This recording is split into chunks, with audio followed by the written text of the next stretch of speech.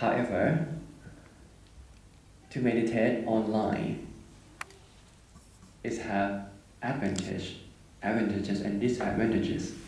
For advantages, I can do anywhere.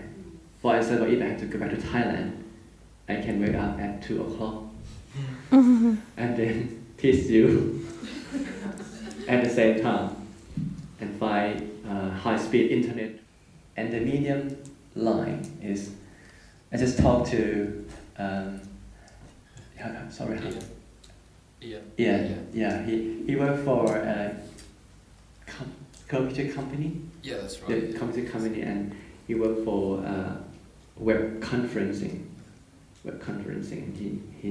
He keen on about live broadcast system.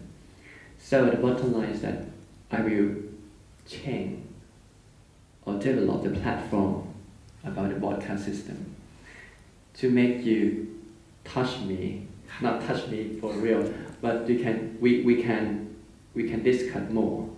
Because last time, if you remember, I tried to use Skype, integrate with the broadcast system.